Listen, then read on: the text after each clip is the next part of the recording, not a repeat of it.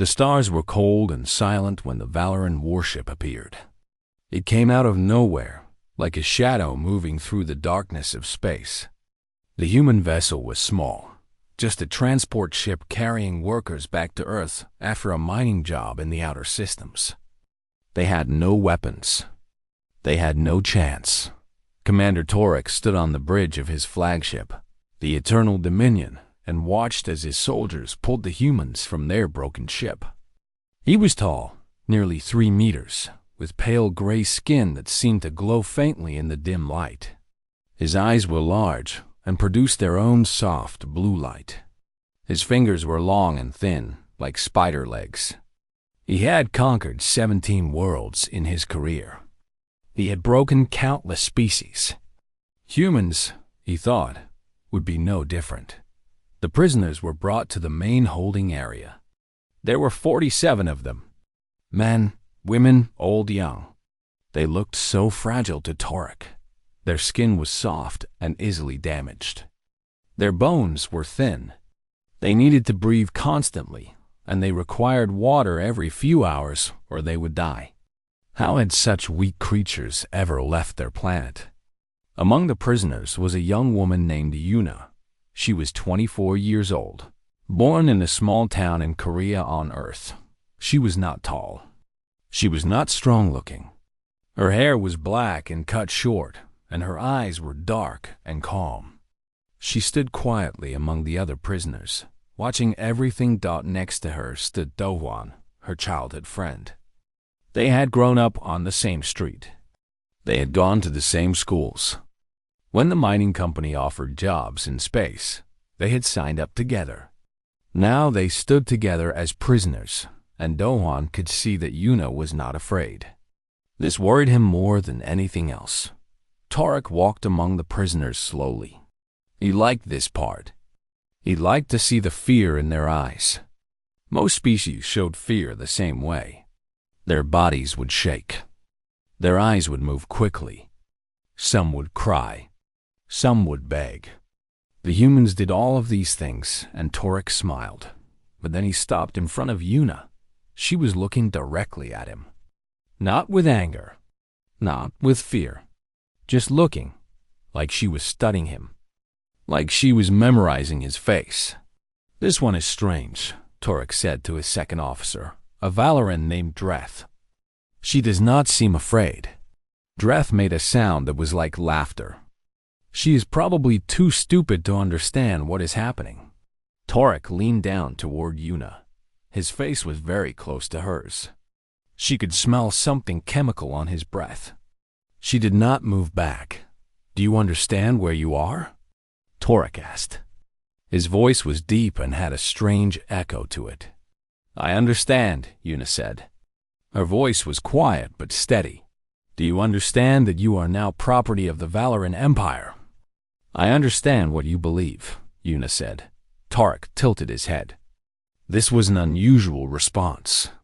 Most prisoners agreed with everything he said. They were too scared to do anything else. But this small human woman spoke as if she knew something he did not. He decided he did not like her. "Bring them to the integration chamber," Torek ordered. "We will begin the ceremony." The integration ceremony was a tradition in the Valoran Empire. It was designed to break the spirits of new prisoners, to show them that resistance was pointless, to teach them that pain was the only reward for disobedience. The prisoners were forced to kneel in a large circular room. The walls were metal and cold. Bright light shone down from above, hurting their eyes. Valoran soldiers stood around them, holding weapons that glowed with energy. Torek walked to the center of the room. He held a device in his hand. It was a neural prod, a weapon that caused intense pain without leaving marks. It attacked the nervous system directly. Most species could not handle even a low setting. "You are now slaves of the Valoran Empire," Torek announced. His voice echoed in the chamber. "Your old lives are over. Your names mean nothing. Your families mean nothing. You exist only to serve us. Those who obey will be treated fairly. Those who resist will suffer. He looked around the room, enjoying the fear he saw. Let me demonstrate what suffering means. He pointed at Dowan. The soldiers grabbed him and pulled him to his feet. Dowan tried to struggle, but the Valoran were much stronger. They held him easily. Yuna watched. Her hands tightened into fists at her sides, but her face remained calm. Torek pressed the neural prod against Dowan's chest and activated it. Dowan screamed. It was a terrible sound, full of pure agony. His body twisted and shook. His eyes rolled back. When Torek finally removed the device, Dowan collapsed to the floor, gasping and crying. The other prisoners were crying too. Some were begging. Some were looking away. Yuna was still watching. Torek laughed. It was a cold, empty sound. Your species is amusing, he said. You break so easily. I have conquered many worlds, and I have never seen creatures so fragile. How did you ever survive on your planet? He kicked Dowan lightly. Dowan groaned. On Valoran, we evolved as the dominant species, Turek continued. We had no predators, no threats. We rose to power through intelligence and strength. But you humans, your planet is classified as a Class 7 Deathworld. Your sun bombards you with radiation. Your atmosphere is full of poison. You have creatures that hunt you, diseases that kill you, and weather that destroys your homes. And yet you survived. He shook his head. We assumed you survived by being clever prey, by hiding, by running. Looking at you now, I see we were correct. Yuna finally spoke. May I help my friend?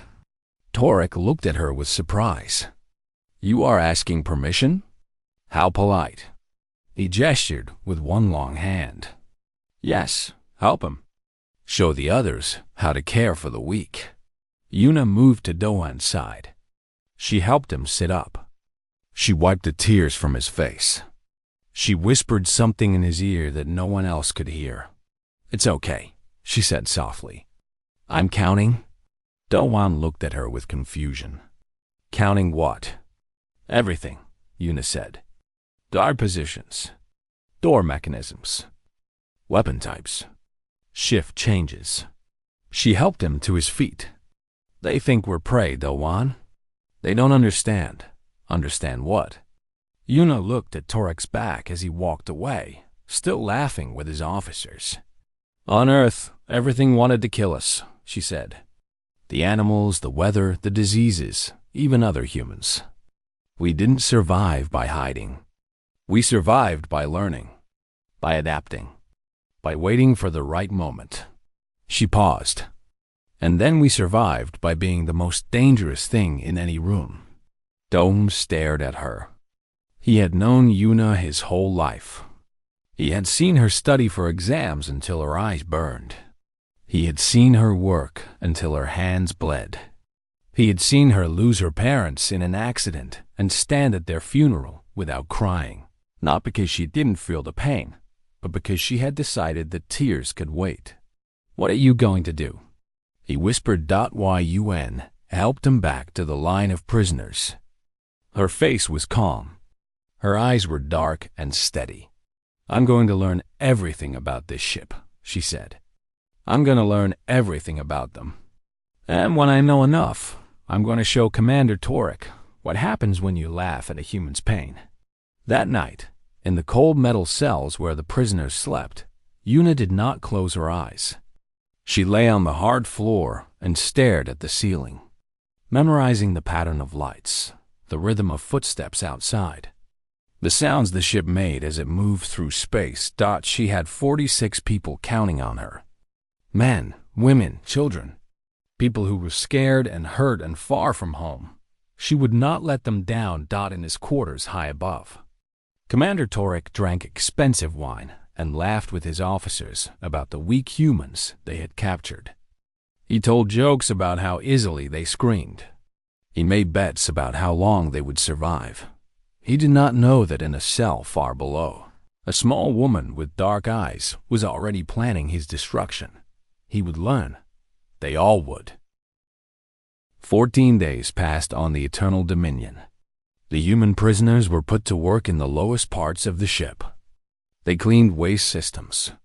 They moved heavy materials.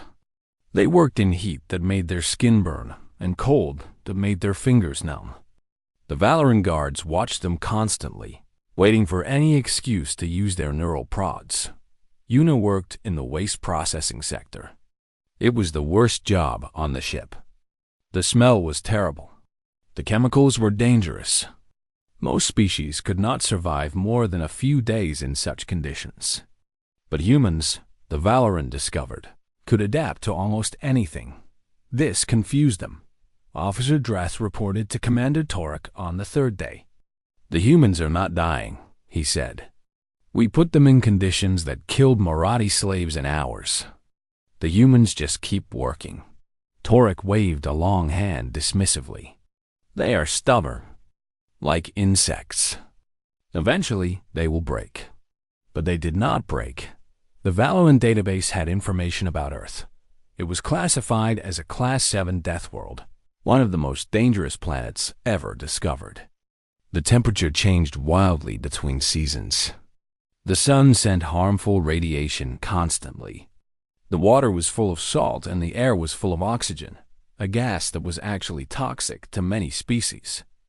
And the life forms that evolved, there were nightmares. Earth had predators with teeth that could crush bone. It had insects that drank blood. It had plants that produced poison. It had invisible organisms called bacteria and viruses that could enter a body and destroy it from inside. Humans had evolved in this environment for millions of years. The Valoran assumed this meant humans were survivors in the weakest sense. Like small animals that hid from danger. Like creatures that ran from threats. They could not imagine that humans had survived by becoming the most effective hunters their planet had ever seen. Yuna used her time in the waste sector wisely.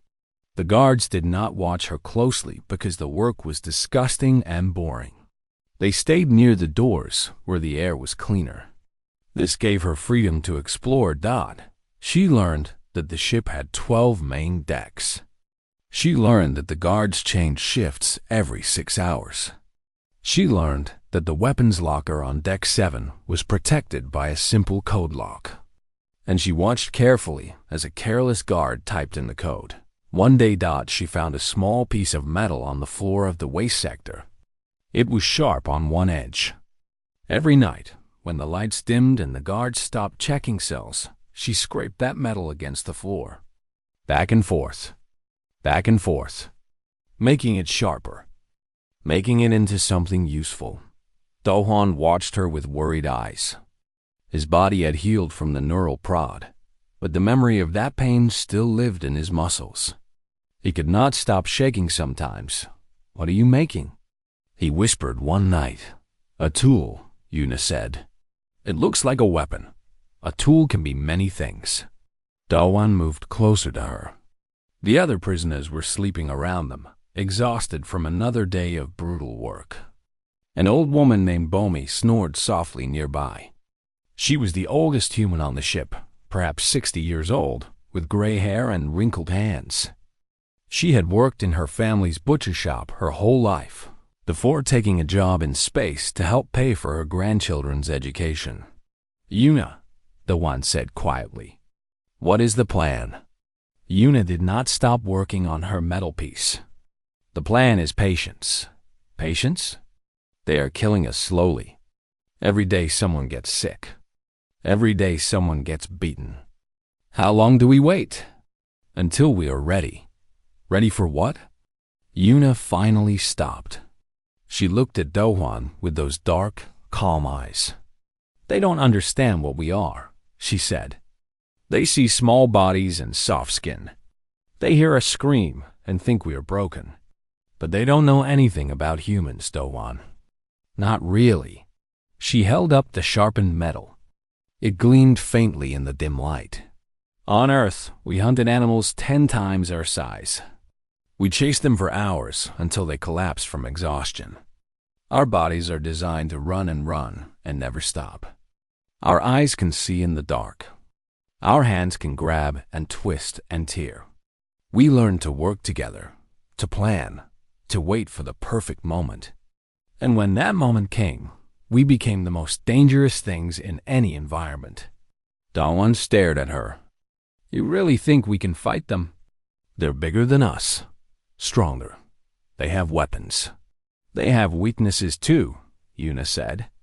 I've been watching. Their eyes need constant bright light. In darkness, they can barely see. Their bodies are not made for long efforts. They are fast in short bursts, but they tire quickly. And they have never faced a real predator before. Their planet was safe, easy. They evolved without fear. She put the metal piece away carefully.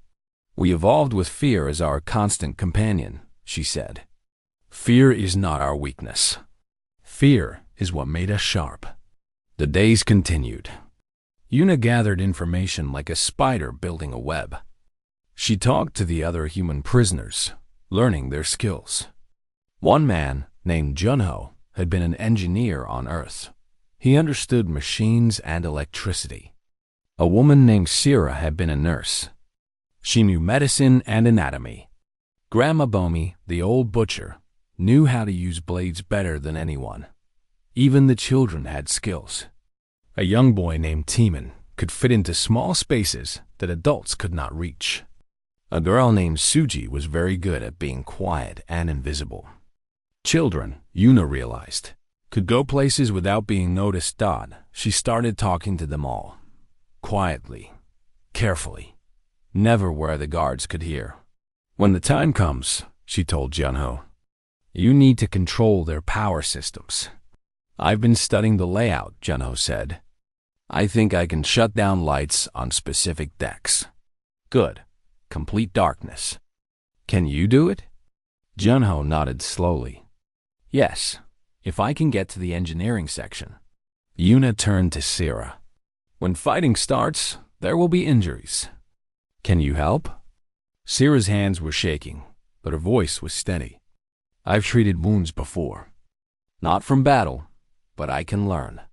You'll need to be fast. We won't have time for careful work. I understand. Yuna found Grandma Bomi sitting alone one day, staring at her worn hands. They think I am too old to matter, the old woman said. They don't even watch me. That's useful, Yuna said. Bomi looked up. There was something in her eyes that Yuna recognized. Not fear, not sadness. Something harder. I spent 40 years cutting meat, Bomi said. I know where bones connect. I know where blood flows. I know how to separate a body into pieces with a single clean cut. She flexed her fingers. They think these hands are weak because they are old. They are wrong. Yuna sat beside her. When the time comes, I need you to take the weapons room. Can you do that? Show me where it is, Bomi said. And yes, on day 28, something changed. Commander Torek ordered a discipline session.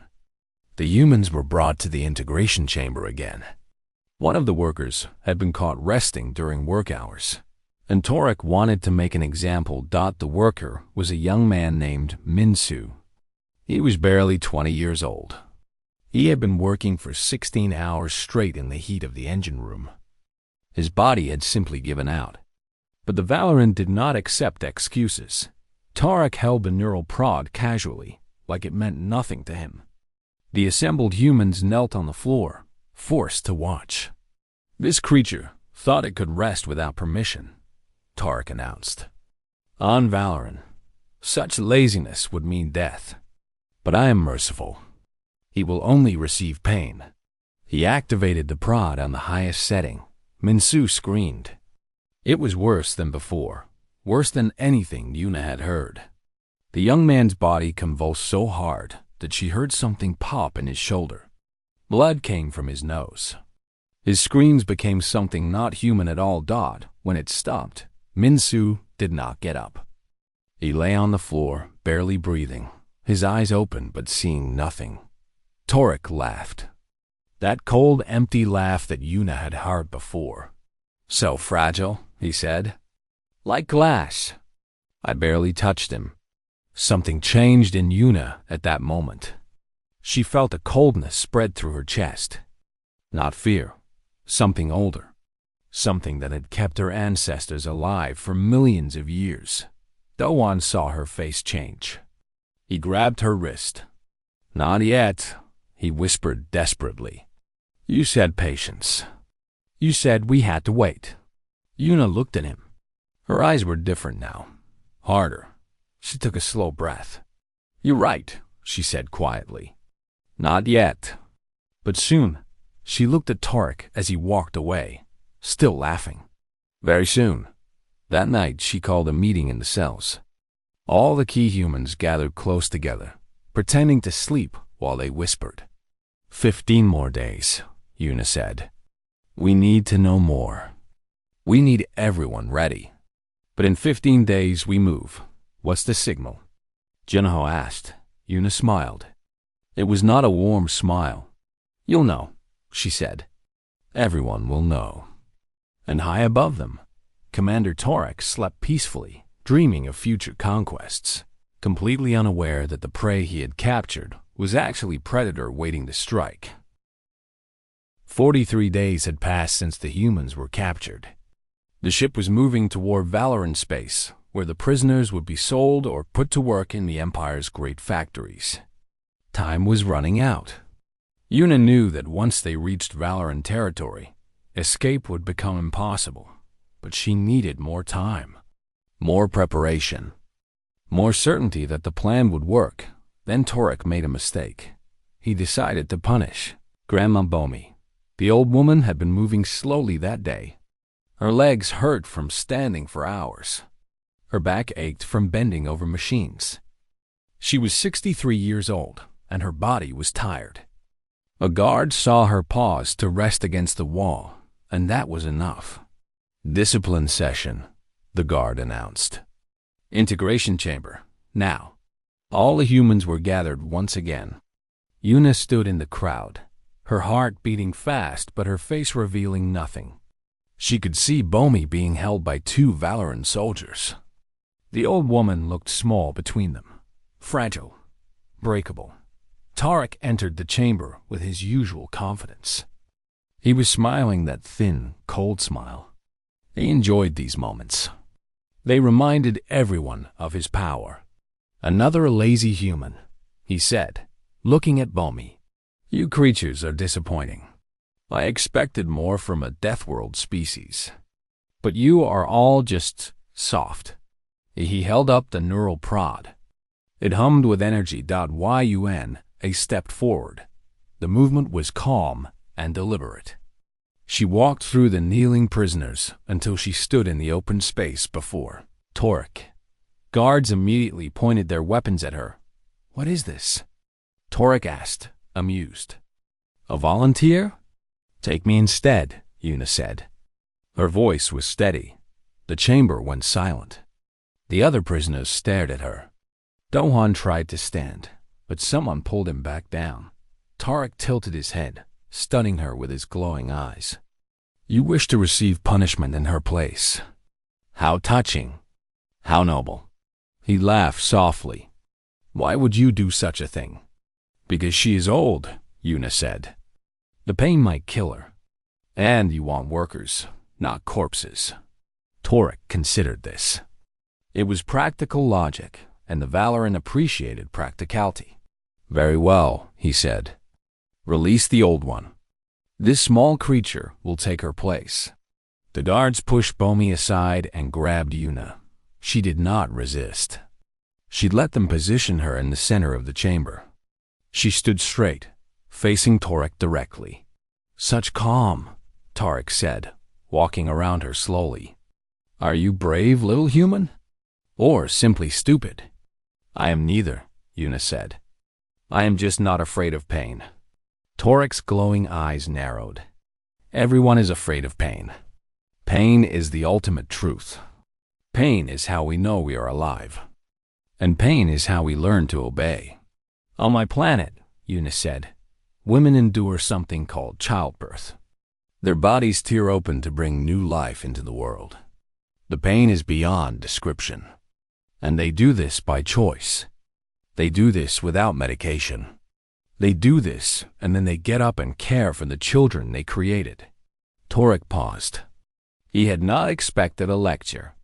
On my planet, Una continued, soldiers crawl through fire to save strangers. They lose limbs and keep fighting. They receive wounds that should kill them, and they refuse to die until their mission is complete. Foolishness, Torek said. The actions of primitive creatures. On my planet, Una said, her voice still calm, athletes train until their bones break. They run until their hearts nearly stop. They destroy their bodies in pursuit of being faster, stronger, better. Not for survival. Not for necessity. Just because they want to.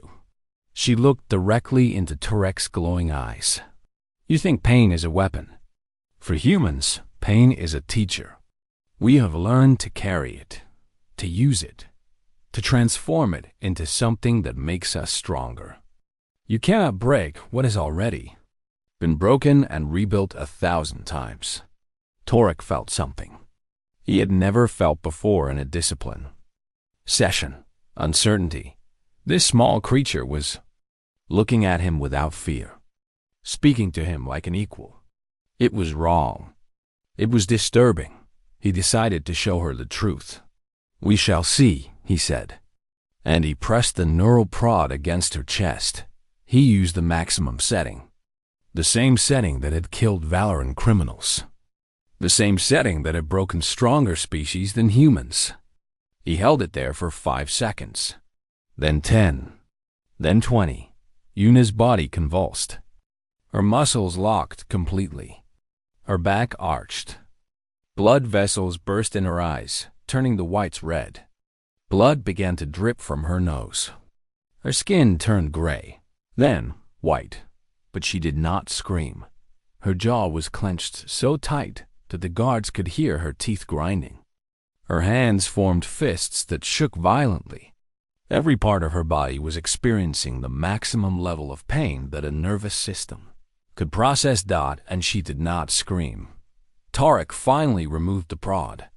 He was breathing heavily, his glowing eyes wide with something that might have been shock. Una fell to her knees. Her body was trembling uncontrollably. Her chest heaved as she gasped for air. Blood dripped from her nose and made small dots on the metal floor. And then she stood up. It took her 10 seconds. Every second was a battle. Her legs shook. Her vision blurred. But she forced her body upright, forced her spine straight, forced her head up to face Torek again. The chamber was completely silent. No one moved. No one breathed. Una smiled. Her teeth were stained with blood from where she had bitten her tongue. On my planet, she said, her voice hoarse but clear, we have a saying. What doesn't kill you makes you stronger. She took a shaking step forward. You think pain breaks us, Commander? She took another step. The guards pointed their weapons at her, but Torek held up a hand to stop them. He was frozen, unable to look away. Pain is where we begin, Una said. Pain is the first lesson we learn when we enter this world. We are born in pain. We grow in pain. We love in pain. We lose in pain. And we become who we are through pain. She stopped just 2 meters from Torek. Blood was still dripping from her nose. Her eyes were red with burst vessels. Her body trembled with aftershocks, but she was standing. Every human in this room, she said, has survived things you cannot imagine. Disease, loss, heartbreak, violence. We carry our pain inside us every day, and we keep moving. We keep working. We keep fighting. She raised her trembling hand and pointed at Torek. You laugh at our pain because you think it makes us weak. But our pain is our power. It has forged us into something that should terrify you. Torek tried to laugh, but the sound came out wrong, hollow, uncertain. You are brave, he said. But bravery is not strength. You are still soft, still breakable. You proved nothing here today, except that you can endure a little more suffering than the others." He turned and walked toward the exit, trying to reclaim his authority. His officers followed, glancing back at Yuna with expressions that were not quite contempt anymore. "Return them to their cells," Tarek ordered. "Double their work shifts tomorrow. Let us see how long this bravery lasts." The guards moved to obey. They grabbed Yuna roughly, but she did not react. Dawan rushed to her side as soon as he could, catching her as her legs finally gave out. "Yuna," he whispered urgently. "Yuna, are you okay?" "I'm fine," she said, though her voice was barely audible. "Help me walk." As they moved through the corridors back to the cells, the other prisoners looked at Yuna differently, not with fear or sadness anymore, with something else. Something like hope. Grandma Bomi fell into step beside her. "Thank you," the old woman said quietly. "Thank me later," Yuna said, "when we're free." In the cell that night, Sira worked on Yuna's injuries. There was internal bruising, some nerve damage that might be permanent. But Yuna was alive. "You could have died," Dawan said. He was angry and scared and amazed all at once. "But I didn't," Yuna said. "Why did you do that? You told us to be patient, to wait. And then you just walked out there and—" "I showed them something," Yuna cut him off. "I showed them that we don't break. I showed the others that survival is possible. And I showed Torek that he doesn't understand what he's dealing with." She closed her eyes. Her body hurt in ways she could not describe, but her mind was clear. "The plan moved forward," she said. "Tomorrow night. Tell everyone." Dawan stared at her. "Tomorrow? But you can barely move." "I'll move when I need to." Yuna opened her eyes. The blood had been cleaned away, but her eyes were still red, still marked by what she had endured. "Tomorrow night, we show them what Deathworld creatures really are." High above, in his private quarters, Commander Torek could not sleep. He kept seeing the small human woman stand up after experiencing pain that should have killed her. He kept seeing that bloody smile. For the first time in his life, he wondered if he had made a mistake, but it was too late for wondering. The hunt was about to begin. The night cycle began at 2,200 hours ship time. The lights dimmed throughout the vessel. Most of the crew went to their quarters to rest. The guards on duty became lazy, certain that their weak human prisoners would cause no trouble. They were wrong dot in the prisoner cells. No one was sleeping. Yuna moved slowly among them, whispering final instructions. Her body still ached from the neural prod. Every muscle felt like fire. But she had told the truth earlier. Pain was where humans began. "Junho," she said quietly. "You know what to do?" Junho nodded. He had memorized the path to the engineering section. He knew exactly which systems to target. Complete darkness on Deck 7, then Deck 6, then the rest. "Good. Wait for my signal." She moved to the next group. Young Taemin and Suji sat together with 3 other children. Their eyes were wide with fear, but also with determination. "You remember what I told you?" Yuna asked. Taemin nodded. "When the fighting starts, we cry. We scream. We make the guards come to check on us. And then, we hide in the small spaces. We stay safe. We wait for the adults to come get us." Yuna touched his shoulder gently. "You're very brave, Taemin." "I'm scared," the boy admitted. "Being brave means being scared and doing it anyway." Grandma Bomi was already near the door of the cell. The guard outside was playing some kind of game on a small device, not paying attention. Bomi's wrinkled hands were steady. Hidden in her clothing was a piece of metal that Yuna had given her 2 days ago. "The weapons locker is on Deck 7, Yuna reminded her. "The code is—" "I remember the code," Bomi said. "Don't worry about me. I've been cutting things my whole life." Dawan appeared at Yuna's side. He was pale, but his jaw was set with determination. "Everyone is ready." "All 46 of us." 47, Una corrected. "You're forgetting yourself." "I'm not sure I should count." "I'm not a fighter." Una looked at him steadily. On Earth, regular people became warriors overnight when their families were threatened. Farmers fought soldiers.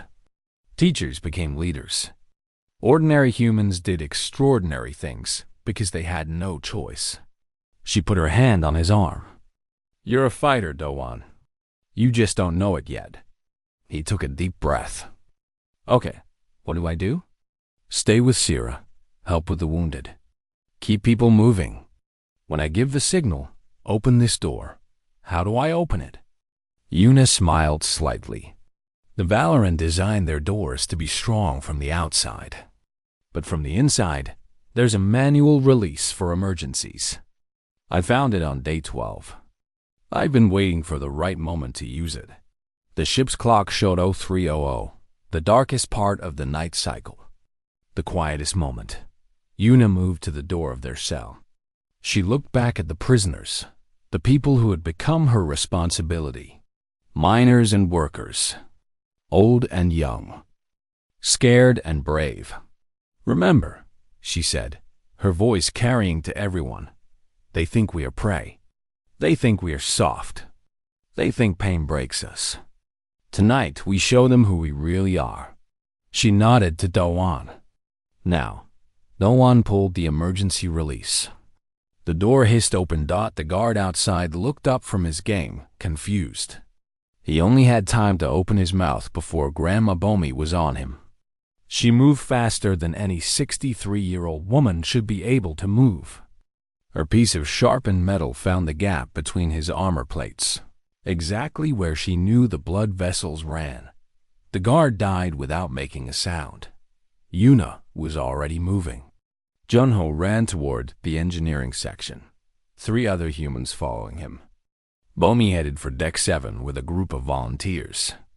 The children began to cry and scream in the cell, a distraction for any guards who might hear.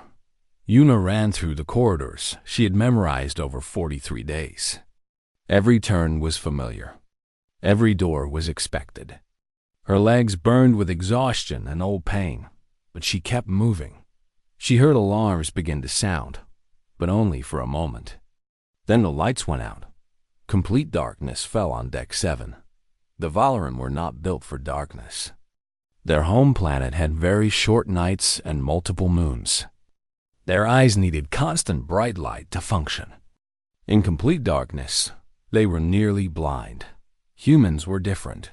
For millions of years, humans had hunted in the spaces between light and dark. Dawn and dusk, when the world was gray and shadowy.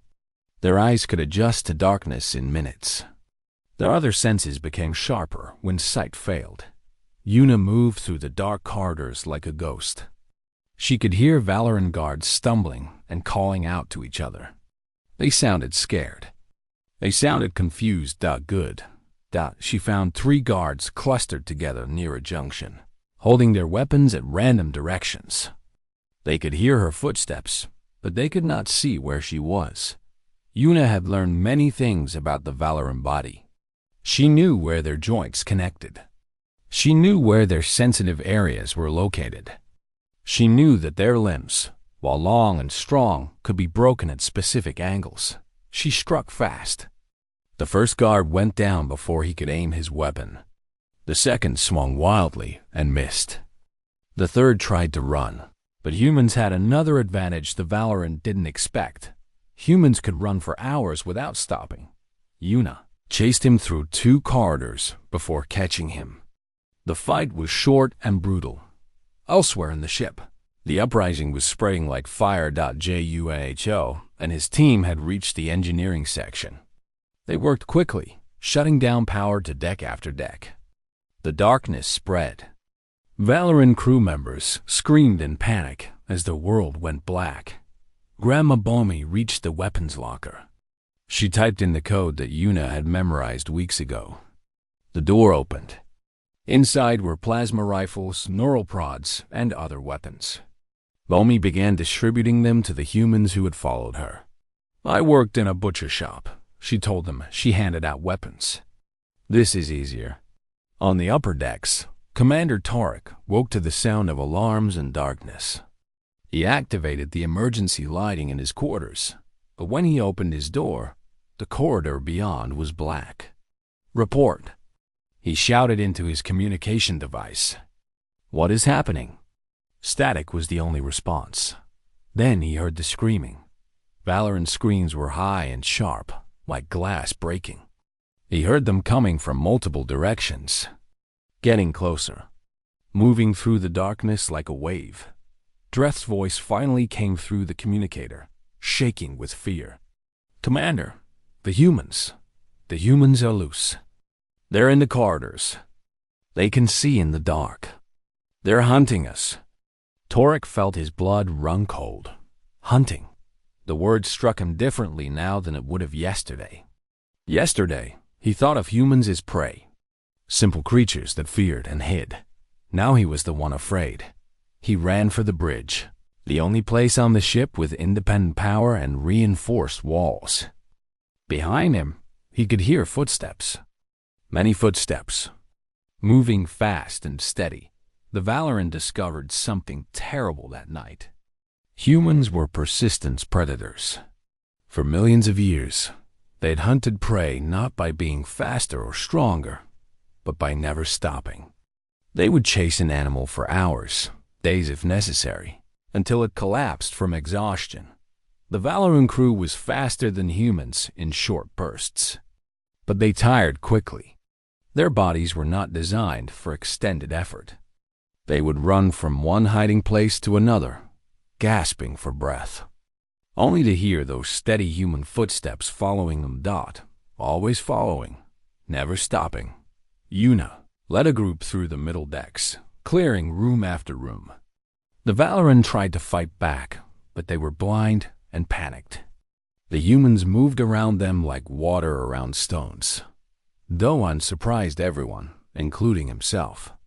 When a guard grabbed Syrah during an ambush, Doan didn't hesitate. He tackled the guard and fought with a fury he didn't know he had. He took injuries. He couldn't stop. When it was over, Syrah looked at him with new eyes. You were right, Doan said to Yuna later, blood dripping from a cut on his forehead. I didn't know I could do that. You always could, Yuna said. You just needed a reason. By 0500 hours, the lower and middle decks were secured. 37 Valorant crew members were dead. Many more were captured. The humans had taken the armory, the engineering section, and the medical bay, but Torek was still on the bridge, and he had activated the self-destruct sequence. Yuna stood outside the reinforced bridge doors with her core group. Junho worked on a panel nearby, trying to find a way through. Tarek's voice came through the intercom, shaking with rage and fear. You think you've won? You've won nothing. In 30 minutes, this ship explodes. Everyone dies, including you. Yuna pressed a button to respond. Deactivate the sequence and surrender. Let my people go. Never. I would rather die than submit to animals. You will burn with me. Yuna looked at Junho. Can you stop the self-destruct? Maybe. I need 15 minutes and access to the main controls, which are on the bridge. Yes. Yuna was silent for a moment.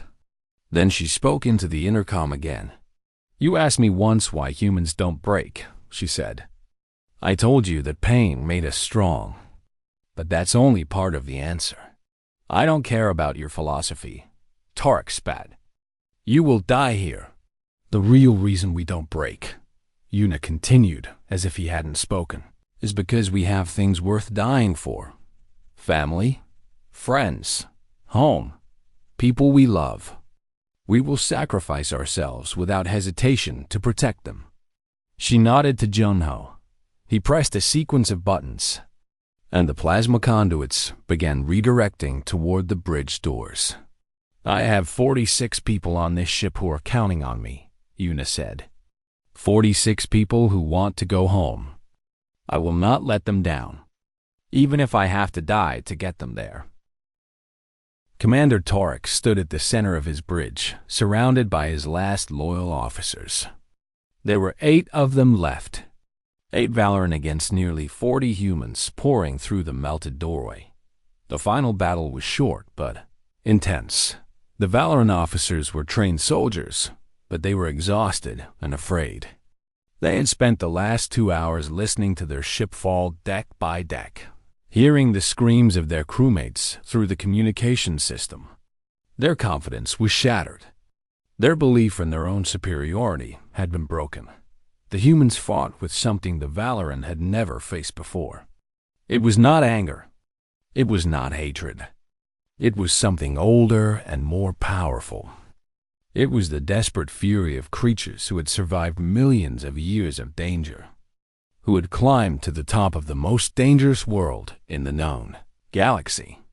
Dawan tackled an officer who tried to reach the self-destruct controls. Grandma Bomi disabled another with a single precise cut. Junho and his team worked frantically on the main console, trying to stop the countdown. Yuna went straight for Tark. He was bigger than her, stronger, faster in short bursts. His species had superior reflexes and longer reach. By every measure, he should have won easily, but Yuna had spent 43 days studying him. She knew how he moved. She knew where he was strong and where he was weak. And she knew something he didn't know about himself. He had never fought for his life before. The Valoran were conquerors who always had the advantage. They attacked weaker species with overwhelming force. They had never faced an enemy that could truly hurt them. Torek had never been in a fight where he might actually lose. Yuna had been fighting for survival since the moment she was born on a planet that wanted to kill her every day. She dodged his first strike and came in low, targeting his knee. He swung at her head, but she was already moving, circling around him. Her body ached from the neural prod. Her muscles screamed with exhaustion. She ignored it all. Pain was where humans began. She struck his arm at the elbow, where the joint was weakest. She felt something crack. Torek howled and grabbed at her with his other hand, but she slipped away like water dot. He swung wildly, panic entering his movements. This was not how fights were supposed to go. Prisoners were supposed to be helpless. Humans were supposed to be weak. Yuna caught his reaching arm and twisted. The Valoran anatomy was not designed for certain types of rotation.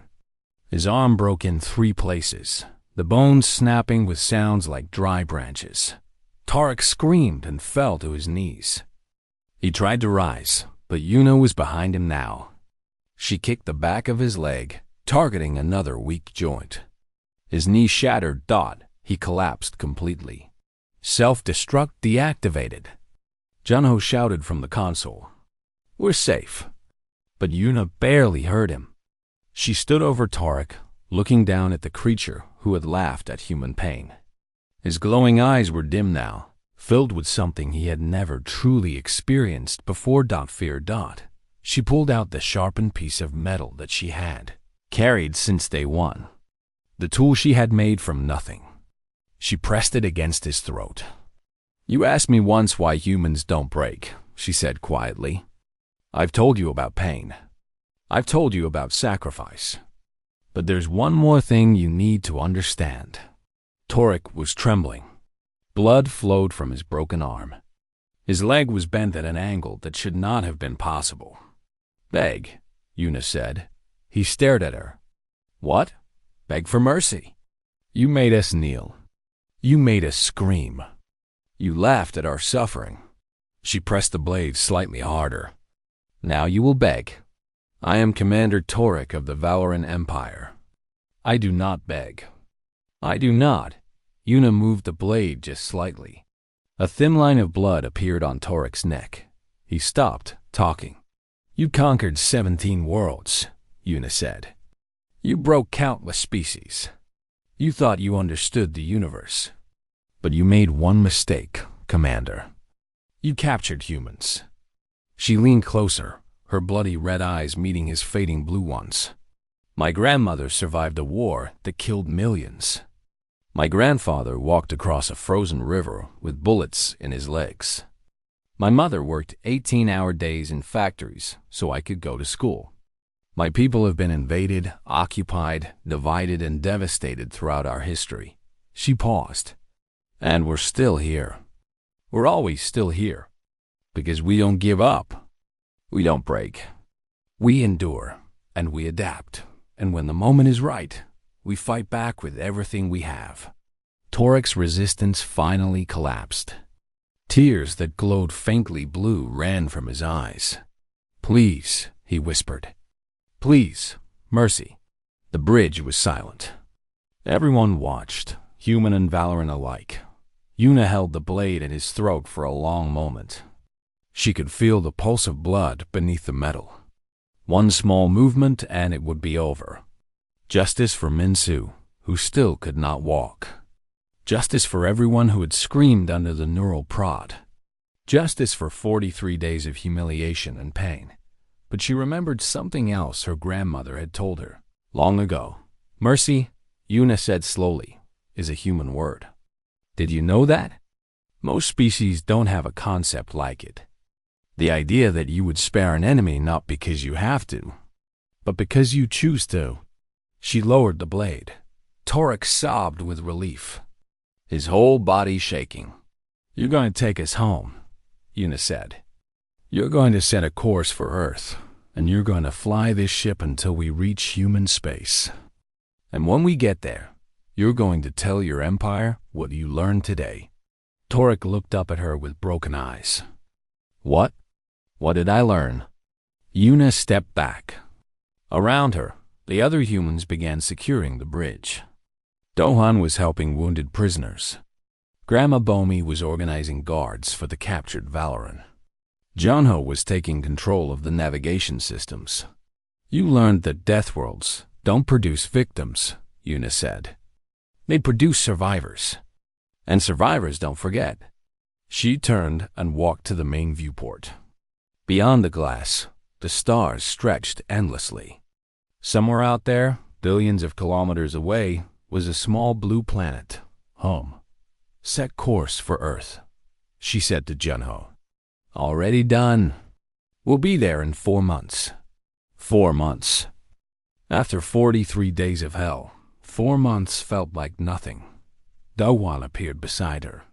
He had bandages on his hands and a cut on his face, but he was smiling. "We did it," he said. "I can't believe we actually did it." "We did it because we're human," Yuna said. "It's what we do." She looked at the captured Valoran being led away, at the wounded being treated, at the children emerging from their hiding places, running to their parents with cries of joy. It's what we've always done. The months passed. The ship flew toward Earth. The humans healed, physically and emotionally. They talked about their homes, their families, their plans for when they returned. They had survived something that should have been impossible, but Yuna knew this was only the beginning. 3 years later, she stood in a diplomatic hall on Earth. The Valoran Empire had formally requested peace negotiations. They had stopped raiding human vessels. They had returned all human prisoners.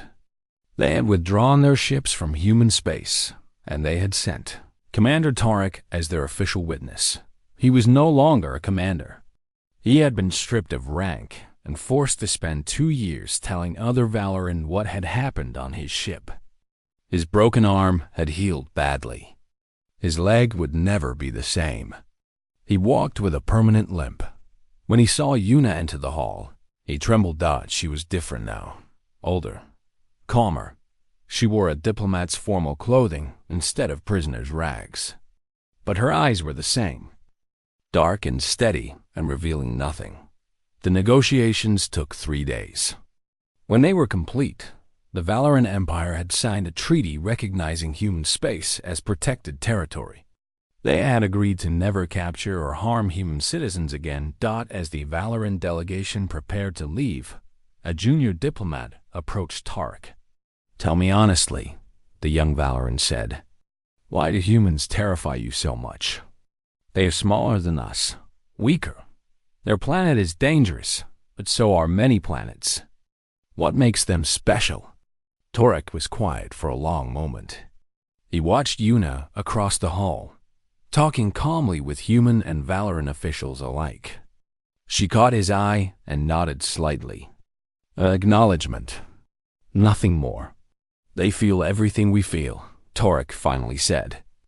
Pain, fear, grief, loss. They feel it all. Perhaps more deeply than any species I've encountered. Then they should be easy to break, the young diplomat said. You would think so. Torek's voice was distant, haunted by memories.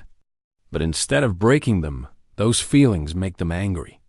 They transform their pain into purpose. They turn their fear into focus. They take their grief and forge it into weapons. He paused, remembering a small woman standing up after receiving a maximum neural shock. Remembering her bloody smile. And when an angry human decides that you are the enemy, he shook his head. They do not stop. They never stop. They will chase you across the galaxy if they have to. They will sacrifice everything they have. They will fight until their bodies break, and then they will keep fighting with whatever is left. He looked at the young diplomat with eyes that had seen too much. The most dangerous thing in the universe is not the creature that feels no pain. It is the creature that feels all the pain and keeps going anyway. The delegation left. The hall emptied, and Yuna stood alone by a window, looking up at the stars. Dowan found her there an hour later. It's over, he said. We're safe. Humanity is safe. Yuna shook her head slowly. It's not over. It's never really over. There will always be someone out there who looks at us and sees prey.